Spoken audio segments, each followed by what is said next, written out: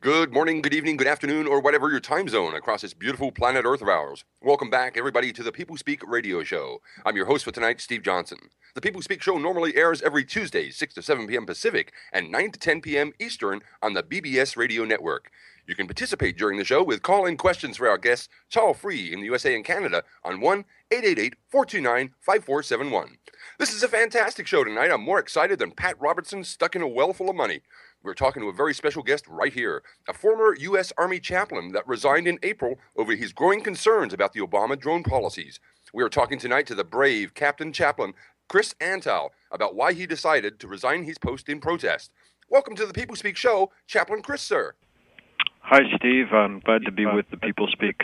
Fantastic. We'll be taking audience questions after the first half hour, but my first question to you is, although you've always been a self-confessed pacifist, what was the final straw in your decision to quit the service? Yeah, well, Steve, I haven't always been a pacifist. I'm in my mid-40s now, and up until I was about 30, I thought I was a pacifist. I have a more nuanced view that has developed in the last couple decades, and I believe there is a time to kill, and the only moral justification to kill is to protect the innocent from certain harm. So the choice to resign, I can explain that, but first I would need to say why I joined the military in the first place. I'm a minister by profession, and I was driven by a sense of compassion after September 11th to care for the wounded, and a sense of duty as an American citizen to carry my fair share of the war effort, and so I thought I could do that well as a chaplain. There was another part to your question. What was that? Oh, what was the final straw in your decision to quit the service? Sure. Well, it was an ongoing conflict I began to detect. I would call it a role conflict between my role as a military officer and my role as a chaplain, a religious leader. And there has always been a tension between those two roles as long as the chaplaincy has existed, I believe, since the Revolutionary War. For me, that just became irreconcilable. I would say that it was a process, but certainly this year the administration's decision to fund airdrop nuclear cruise missile and to invest billions of dollars into the modernization of our nuclear arsenal was a part of the breaking point, as you put it. And then, as you mentioned, the drone program has been an ongoing concern ever since I witnessed drones during my deployment to Afghanistan in 2012. I continued to be hopeful that the administration and the President Obama, would follow through with his commitment to bring more transparency and accountability to that program. That was a commitment he publicly made in a speech at the National Defense University in May of 2013, about 3 months after I redeployed. I was hopeful that he would follow through with that commitment, and even the Stimson Center for Drone Policy released 8 recommendations in 2014 to improve the administration's transparency and accountability. However, this past February, the Stimson Center released a report card on the progress of our administration in implementing the recommendations. And the Stimson Center gave the administration a D for transparency and an F for accountability. And that was, I would say, the final straw, together with the upgrading and modernization of our nuclear arsenal. I just decided that my role as a minister was more important, and I needed to speak out of conscience than my role to continue serving as an officer. And that's when I wrote my letter of resignation. In your time of your service in Afghanistan, have you seen more and more that the American military is relying on these drones to do their killing, more so than actually taking a boots-on-the-ground approach? Well, my time in Afghanistan was limited to I arrived in September of 2012 and left in February of 2013. I left early because I decided to speak out of conscience, and that led to I was investigated and reprimanded and released from active duty 3 months early. Well, there's no question that the use of these drones has escalated significantly under the Obama administration. I think that's pretty much a known fact. Whether the use of these drones in terms of numbers, I mean, I don't know how many people we've killed with the ground forces. The Bureau of Investigative Journalism has released recently a number of 7,143 people killed with drone strikes in 4 countries. That would be Pakistan, Yemen, Somalia, and Afghanistan. 2,032 in Afghanistan. I think we probably killed a lot more than that with other weapons, including ground troops and other airstrikes in Afghanistan. But still, the number 2,032 is that's a lot of lives just in Afghanistan. So there's no question that this program has escalated significantly under this administration. And as far as I can tell, it shows little sign of decreasing. It seems to be the new weapon of choice in Washington, and probably the new cash cow of the military-industrial complex. And of course, that number of those who have been killed in Afghanistan does not even take into account the fact that people are dying even today from depleted uranium that's being used in some of the warheads. Is that not true? Well, I really can't comment on that. I don't know how many people are dying from depleted uranium. How did some of your Army buddies react to the news that you were going to resign? Were they kind of shocked, or did they see it coming? Well, I've been a reservist for most of my military career, which means I'm not entrenched in the military system, and I don't have a whole lot of Army buddies, quite frankly. My full-time work is in ministry. I serve a congregation, and for most of my military career, it's been a part-time work. And I can say that when I submitted my resignation, most of the people that contacted me, that knew me from the service, were supportive. However, some weren't. And I've lost friends that I thought I had because of the stand I've taken. Right. Well, what sort of things did you see in Afghanistan that made you question what you were doing? Well, I witnessed drones for the first time standing on the flight line at Kandahar Airfield. The flight line is where the drones launch and land. And because I was an Army chaplain, it was my duty to honor the dead. And we would do that in what's called a dignified transfer ceremony. And that would take place on the flight line. And that's when a casket of a service member who's been killed is transported, usually first in a military vehicle and then carried across the tarmac, it's called, in a flag-draped casket. Chaplains support that dignified transfer ceremony by our presence on the flight line. As the casket is carried across the tarmac and up the ramp of a Air Force cargo plane, there's music, there's taps is played, chaplain says a prayer, reads the name of the soldier or Marine, and says a few words about the surviving family members. So it was in the context of that ceremony that I witnessed the drones on the horizon launching and landing. Some of them were surveillance, others were armed with Hellfire missiles. So that was a moment of I would call cognitive dissonance, where I was experiencing a deep, emotionally powerful ceremony to honor the American dead, while on the horizon I was seeing this technology, this new weapon that is depersonalizing and dehumanizing. Wondering who are they targeting? Who are we targeting? Who are we killing with these? And who's naming them and who's honoring those lives? So that was a moment of real questioning, the time I would stand at those ceremonies. And it led to my own inquiry and research through whatever reports and publicly available information I could find on the drone strikes. Most of it was non-governmental sources. And that led to some crisis of conscience.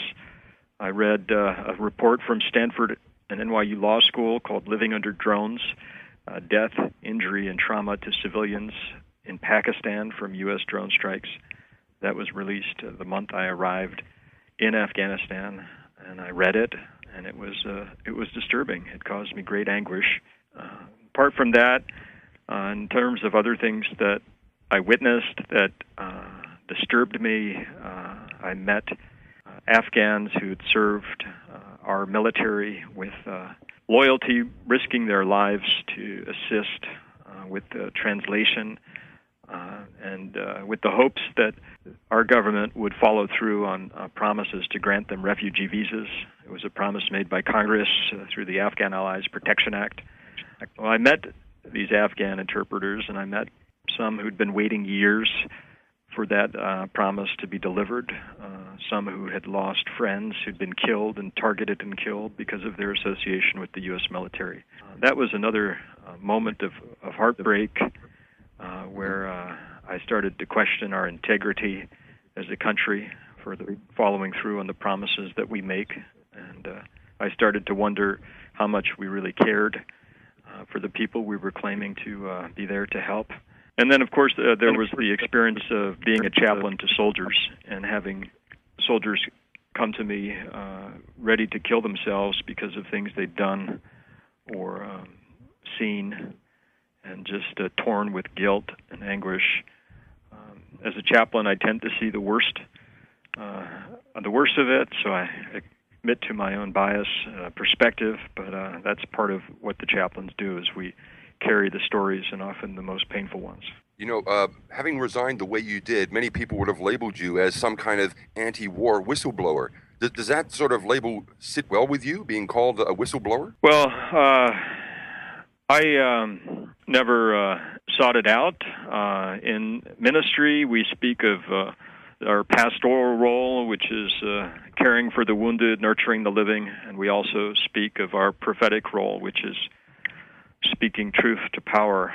I think the prophetic role of a minister is a role that could be called the role of a whistleblower, but it has a deep and rich heritage within the Hebrew Scriptures with the prophet Isaiah and Amos and Micah, and it continues within the New Testament. So there is a tradition within ministry and also within my denomination of prophetic witness and speaking truth to power. You could call that whistleblowing. I call it something else, but I think essentially it's the same thing. And of course, not many people or pastors, not many church-going reverends are actually standing up to the whole industrial war machine. Have you been singled out by anyone for your stance on being so anti-war? Anti-war is a label that you're putting on me. As I said at the very beginning, I have a more nuanced view, and I'm not a pacifist. I'm not advocating for the abolishment of the military. I believe that the military exists and ought to exist for the purpose of national defense. And I believe that there is a time that we ought to use the military in situations where force is necessary to restrain violence, especially violence that targets the innocent and the defenseless. The question about being singled out, and you're mentioning the silence of the faith community, is a source of distress, although I think it's difficult to speak in general terms about the faith community as a whole. I think that there are movements within religious communities that do speak out and have been prophetic and have resisted, and often those voices are drowned out in our society by the preponderance of I would call them the evangelicals who really endorse what I would call American militarism. So there has been some pushback, but I would say for the most part, I've gotten a lot of support for speaking out as a religious leader, although I can't say that I've gotten that support from within the chaplaincy in the military. That support has come from my colleagues and other clergy from other denominations who have stood with me and continue to stand with me and are concerned for American militarism generally and the drone program in particular. You mentioned earlier that it is necessary for a country to have an army for the purpose of national defense. You can't really honestly believe that America is in Afghanistan and Pakistan for any kind of national defense at all. Would you agree with that? Well, I don't accept the argument that the administration has made ever since the Bush administration of preemptive war. The premise that we can launch a preemptive strike in order to prevent an attack on our own country. I don't believe that this meets the criteria of necessity. It, to me, is an aggressive war. It is a war of choice and opportunity. So I would agree that the wars that this country is currently engaged in my assessment, don't meet the criteria of necessity for national defense. I don't see any necessity in targeting people with killer drones halfway around the world who might perhaps at some point in the unspecific future be some kind of threat to some American or some American interest somewhere. That doesn't cut it for me. Just for those who don't know, these drones are actually given their targets from what's called a presidential daily kill list. Do you believe that that is wrong in every sense, shape, and form as a Christian, that nobody should be able to make a kill list to want to assassinate somebody? Do you think that's wrong, that Obama is doing that? Well, I'm a Unitarian Universalist minister, and I don't personally identify as a Christian. We are non-Trinitarian in our belief. I see. I beg your pardon. What matters to us is, we would say, ethical living is the supreme witness of religion, not your dogma or creed. But just to clarify, as far as the president's kill list, what troubles me about that, and there's not much I really know because so much is secret, the very idea of the president having a kill list I find outrageous. It seems to undermine the democratic process. Democracy means checks and balances. It means oversight, and having a kill list enables the president to become the judge, jury, and executioner, and blows checks and balances, blows oversight up in smoke. Absolutely, yeah. When Obama first came into power, or first wanted to get into power to be president, he promised us all hope and change. And when he got in, gave us nothing more than disillusion and dismay. Why do you think it is that people always fall for the promises every time of these corporate-backed professional liars? Why is it, do you think? Well, I don't know if I would necessarily agree with you that President Obama only gave us dismay. However, I feel disappointment, and I shared with many Americans the hope of change that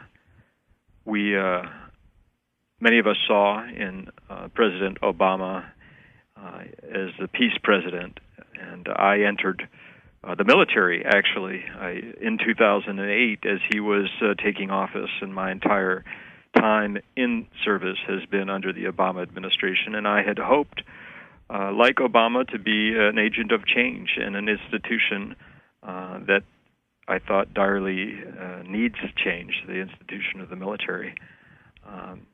And I can imagine that President Obama has discovered that the institutions that he had hoped to transform resisted that transformation, much like I experienced that myself within the military. So I have a certain degree of empathy for the Commander-in-Chief, for the President. As far as the other part of your question, people, as a minister, I would say that people need something to believe in, and some people find that in their faith and their religion, and for others they find it in the ideals cast by politicians. And I think that's what attracted many people to President Obama, much like it's attracted us as Americans to other dynamic and visionary leaders like John F. Kennedy. Right. I do get the idea that your protest isn't so much about the U.S. Army policy. I get the feeling it's possibly more directed towards a military-industrial complex running the Army's policies. Would you tend to agree with that? I would say that my position is that I support our military personnel, I support our veterans, but I resist what I call militarism. And that militarism, I think, has been well described by Andrew Bacevich, has written about it in a book called The New American Militarism. Jeremy Gunn has written a book called Spiritual Weapons, The Cold War and the Emergence of the American National Religion.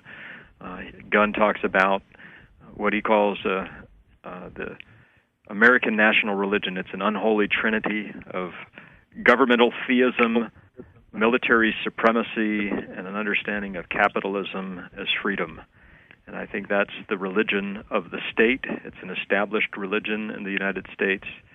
And that is what I, as a religious leader, feel called to resist. It is that commitment that our country has made going back to the Cold War to attain military supremacy and global dominance through military might. That is what I consider to be militarism, imperial overstretch, and that is what I refuse to support. You mentioned earlier that some people weren't very happy with your idea to resign as a protest. You haven't been actually threatened or harassed in any way, shape, or form, I hope? I received... I actually haven't received anything directly. There's been a number of posts made in response to some of the media coverage that I've gotten because of my resignation. Initially, I read some of those posts, and then I just decided to stop because there was a lot of hostility expressed in those posts, and I found it just wasn't in the best interest of my emotional and spiritual health to engage in that. What are your thoughts on the murdered serviceman Pat Tillman, who was murdered in Afghanistan? Have you heard much about that in your time over there? Well, I can't say I know much about the case other than what I've read. I think there's probably anyway, any death of anybody is tragedy. So if you want to know how I feel about it, it's tragic. The details of that particular case, I just don't know, and I couldn't comment on. Of course. Do you think the corporations today are greatly to blame for the current state of the nation, the major corporations?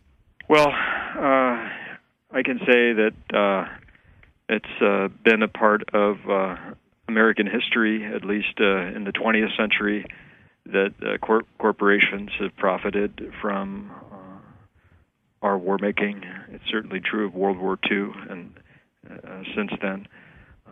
So the military-industrial complex that Dwight D. Eisenhower warned about in his farewell address is a reality that is shaping our nation. And I think it extends beyond that to what I would call the military-industrial congressional complex, and perhaps even to include the academic complex, because of the vast amount of so-called defense dollars that go into lobbying the corporations and their Washington lobbies to influence the militarization of U.S. foreign policy. So this is part of the systemic problem that I feel that we need to address. Absolutely. Yeah, yeah. I see that, and I can feel that. I can sense torment that you must have gone through having enacted this and done this.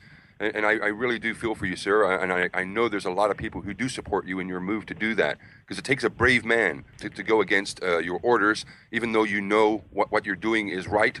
So other people might not see that. Did you feel that a lot of people haven't exactly gotten your message or understood why you did it? Well, I've been quite honored with the response of the media.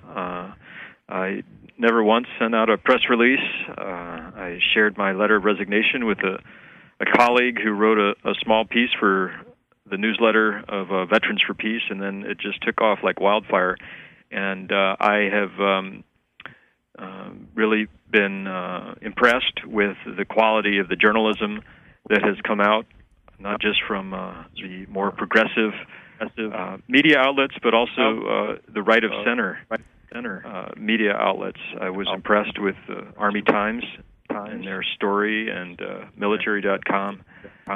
So I'm quite pleased with the way my story has been told, and I feel like I've been treated quite fairly. Do stick with us, please. Captain Chris Antal. This is the People Speak Radio Show. I'm your host, Steve Johnson, talking with special guest, Chaplain Captain Chris Antal, live on radio. And we'll be right back with our guest and audience questions after this short message break.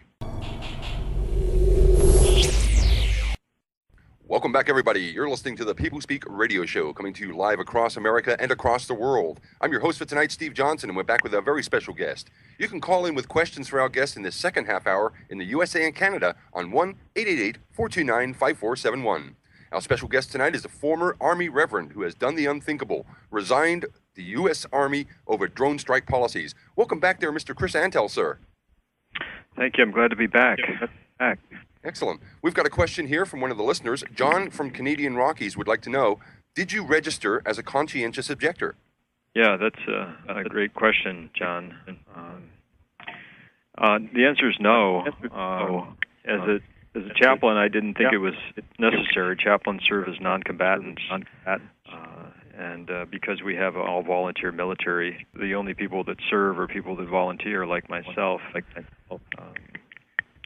But no, I didn't register.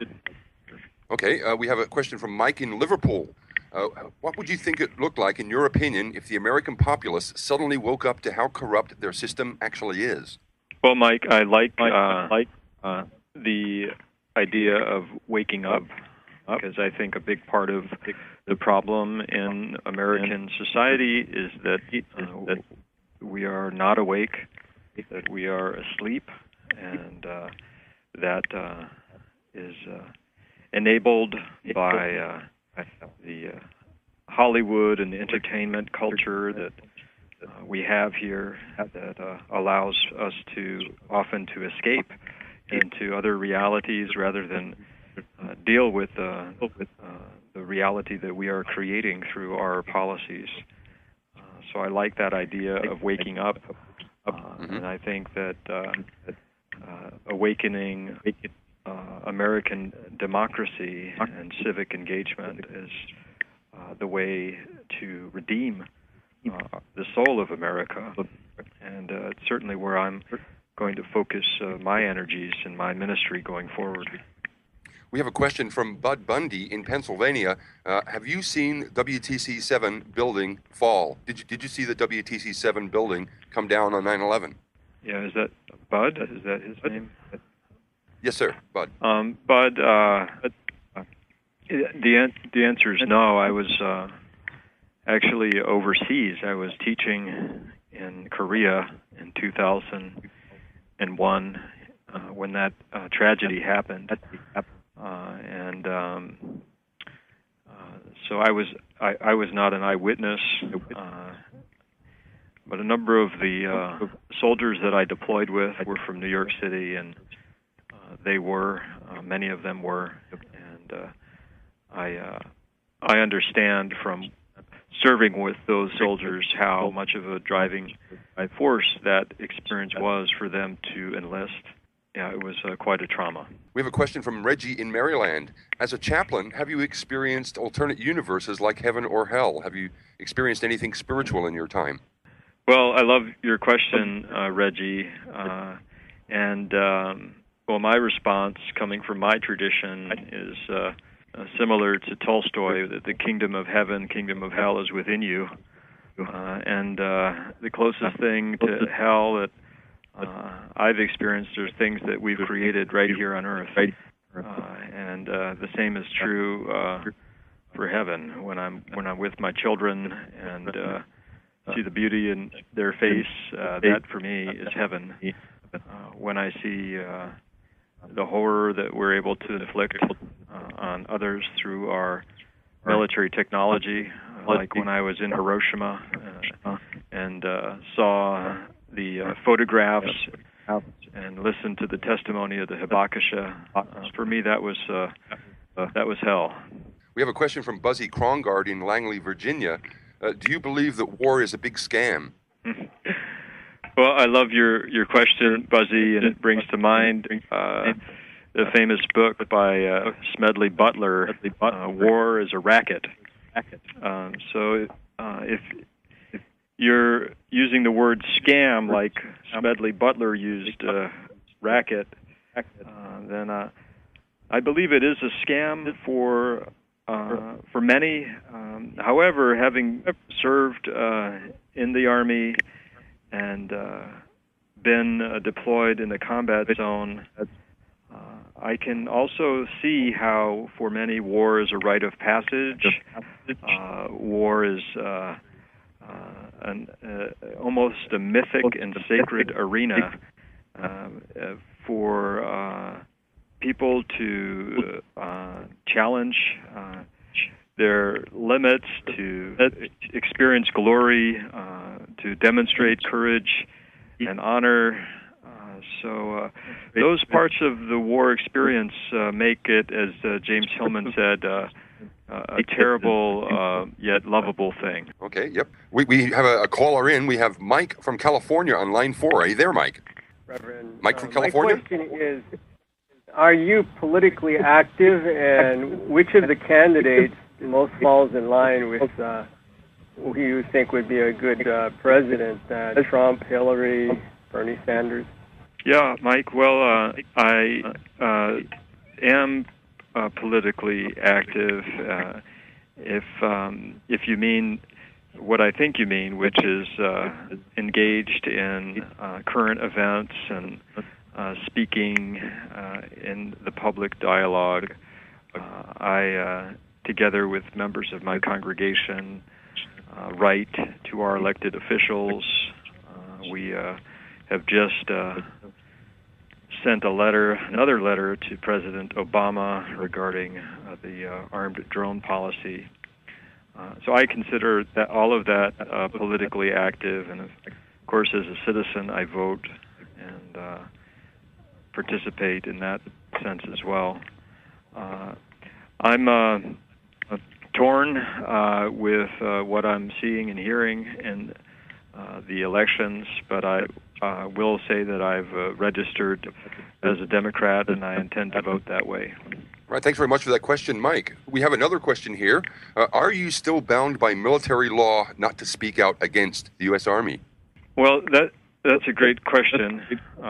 Because I'm a minister and I'm not active duty, then I can speak freely from my role as a citizen and as a minister. And that's what I'm doing in this capacity. Okay. Well, this current President Barack Obama, a few years ago won the Nobel Peace Prize. Do you see that as a sure sign that our system is rigged to glorify criminals? Well, I don't know if our system is rigged to glorify criminals. My interpretation of the presentation of the Nobel Peace Prize to President Obama, it was an investment in what could be and what perhaps a good part of the world hoped would be in this president. But now, at the end of his administration, I think that many of us are disappointed. Okay. We have a question here from Frank in Missouri. Are you or ever were you a member of the CIA or approached by them to join their ranks? I don't know, Frank. Are you recruiting me? No, I've never been approached by the CIA. I don't know if they'd want anything to do with me, but they may be listening to this phone call. I'm sure the NSA listening post, Sierra Bravo, or is it Bravo Sierra, are always listening to our radio show. We've always got some really interesting guests and hosts on here. Now, next question. Obama did promise in his campaign, his initial campaign, to close Guantanamo Bay since coming into presidential office. Instead of doing so, he signed the Indefinite Detention Act, or the NDAA. What are your thoughts on such actions for somebody who says he wants to close Guantanamo, and yet it is still open today? Yeah, again, it's a more disappointment and more sense of betrayal. I lament the rise of the drone wars as attempt to kill rather than capture in order to avoid the trap of Guantanamo. But instead of the trap of capturing and imprisoning, we have now a kill list and a list of dead numbering more than 7,000. Do you not think it's hypocritical that the president that makes a daily presidential kill list, that makes an assassination list, will actually get a peace prize? Don't you find that hypocritical? Well, as a religious leader, and I first acknowledge my own hypocrisy, and I don't see the real point in casting stones at this point. Okay, sure. How important is it for critical thinking for the people to engage in? Well, again, I go back to Eisenhower, who I think quite prophetically said that we need an awake and knowledgeable citizenry to counter the military-industrial complex. And an awake and a knowledgeable citizen is a citizen who can think critically and not accept the myth that our country has propagated, which I referred to earlier as American national religion. I mentioned earlier governmental theism. This is the idea of God and country, this conflation of God and country, and the idea that anything America does in the world is the will of God, is blessed by God. This, I think, is where we need to think critically and not accept these mythic civil religion, and we need to speak authentically from our place of clear conscience and a place of from our religious traditions that if used to their capacity, can empower us to speak against the nation and its policies under the gospel or under the scriptures, whatever they may be in those traditions. What, in your opinion, is the biggest danger facing our world today, in your opinion? Well, I think on a spiritual and perhaps psychological level, it's indifference, apathy. If I were to point to something beyond that, I think the threat of nuclear catastrophe is looming. Bulletin of Atomic Scientists have had a doomsday clock ever since the atomic bomb came into existence. Not so long ago, turned the clock to 3 minutes before midnight, which is as close as it's been any time in the last 30 years. Midnight being doomsday, the destruction of the world through nuclear catastrophe. So for me, it's the threat of nuclear proliferation, the threat of loose nukes in countries like Pakistan getting into the hands of terrorists who want to use them indiscriminately against civilian populations. Right. We have a question from Alex Jones in Sugar Land, Texas. Do you believe that 9/11 was an inside job? I don't know, Alex. I can't say that I've really looked into those conspiracy theories as well as I know many people have. I'm familiar with those theories. It's hard to comprehend how something like that could happen. It certainly looks suspicious to me that this tragedy came at a time that seemed very convenient for the Bush administration. It came at a time where the administration needed some rationale for the defense budget. We needed an enemy, and we all know that the administration of the Bush administration was looking for some pretext to go into Iraq. So all of these things loom for me as very suspicious. But as far as an inside job, I just don't know.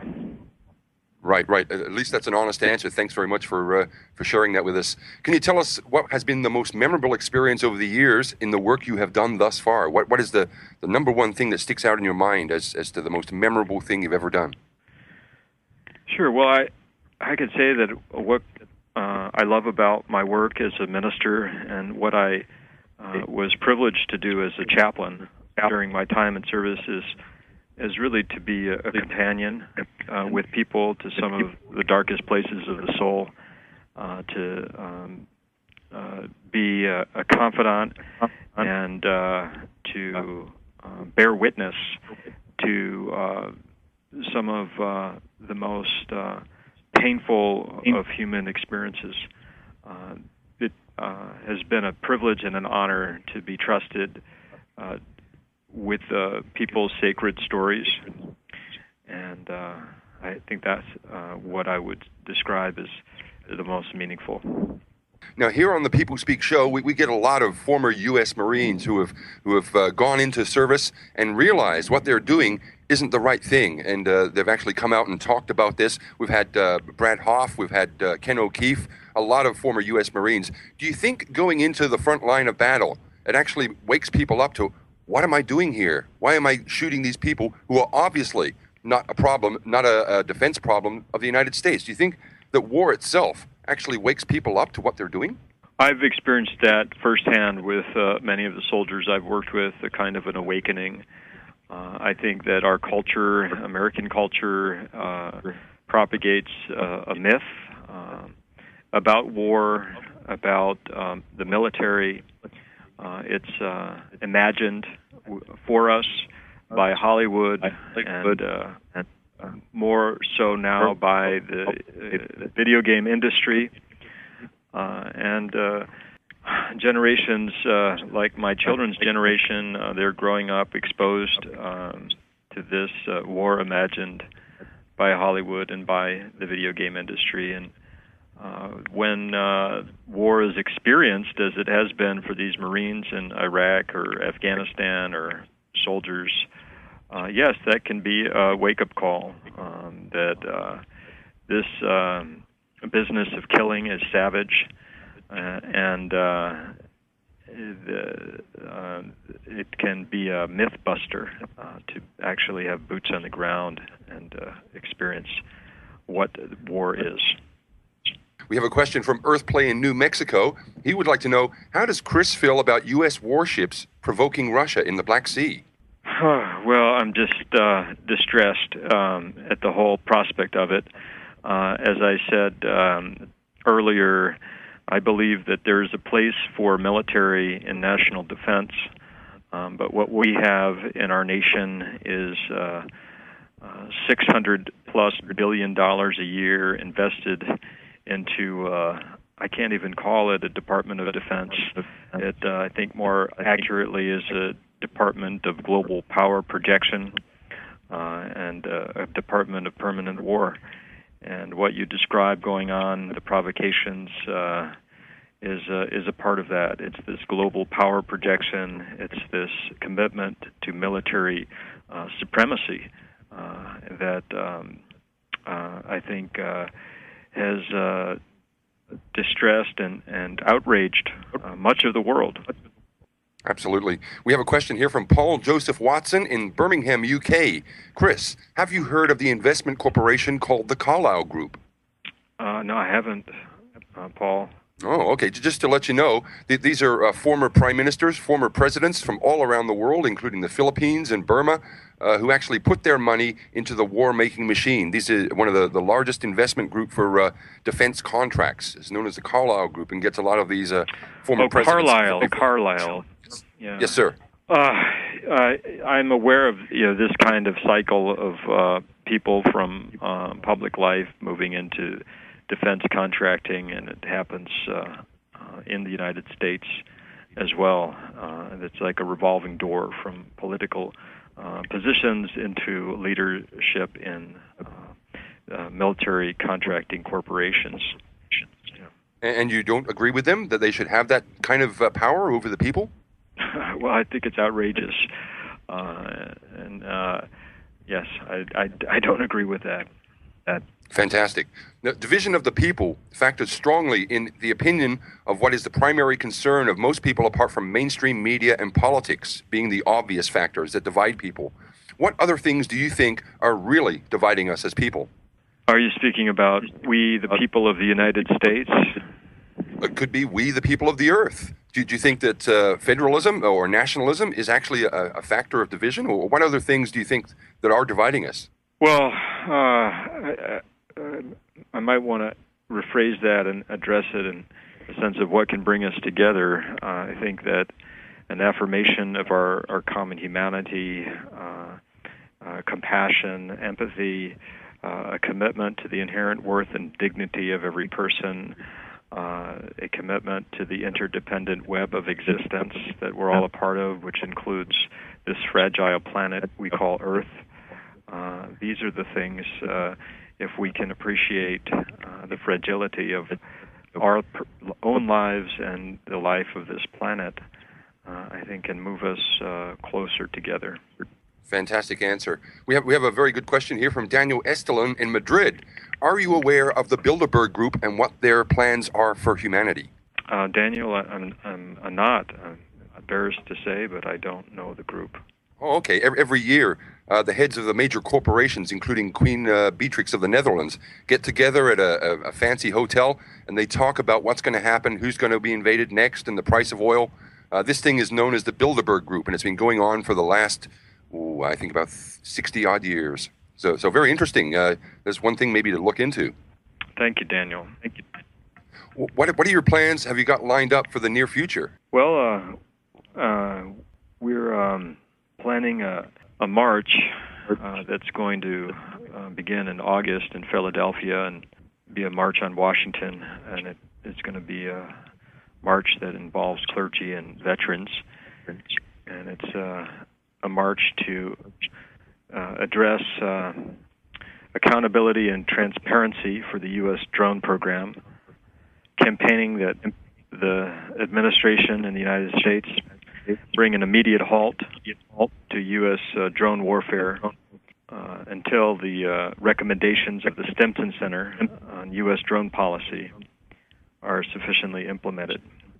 Part of our campaign is also to demand that the administration launch independent, impartial investigations into all cases where there are reasonable grounds to believe that drone strikes have resulted in unlawful killings, and to ensure that victims of these strikes have effective access to remedies, including compensation and rehabilitation. Fantastic so answer. That's where I'm focusing as a citizen and as a minister, to try to bring this administration in its final days before the new administration to redeem itself and take some positive steps to halt this drone warfare. Or at least bring it to some kind of account. That's fantastic. I agree completely. Thanks so much for being on the show today, Chris Antal, sir. I'm so glad to have this conversation with you, Steve, and I appreciate all the listeners for your really thoughtful questions and comments. It's certainly been fantastic. We'll have to get you on the show again. Join us coming up soon on the People Speak show when I talk with esteemed researcher Christopher Boleyn, and coming soon, Henry Mackow. Stay tuned for those interviews. Big thanks go out to the producers, Mike, Doug, and Donald, to all my friends throughout the world, and all the guys who give me so much support. Thank you from the bottom of my heart. You can tune into my own channel on YouTube called Stop Funding Israel. But for me for now, take care and bye until next time. Released 8 recommendations in 2014 to improve the administration's transparency and accountability. However, this past February, the Stimson Center released a report card on the progress of our administration in implementing the recommendations. And the Stimson Center gave the administration a D for transparency and an F for accountability. And that was, I would say, the final straw, together with the upgrading and modernization of our nuclear arsenal. I just decided that my role as a minister was more important, and I needed to speak out of conscience than my role to continue serving as an officer. And that's when I wrote my letter of resignation. In your time of your service in Afghanistan, have you seen more and more that the American military is relying on these drones to do their killing, more so than actually taking a boots-on-the-ground approach? Well, my time in Afghanistan was limited to, I arrived in September of 2012 and left in February of 2013. I left early because I decided to speak out of conscience, and that led to, I was arrested, I believe, since the Revolutionary War. For me, that just became irreconcilable. I would say that it was a process, but certainly this year, the administration's decision to fund airdrop nuclear cruise missile and to invest billions of dollars into the modernization of our nuclear arsenal was a part of the breaking point, as you put it. And then, as you mentioned, the drone program has been an ongoing concern ever since I witnessed drones during my deployment to Afghanistan in 2012.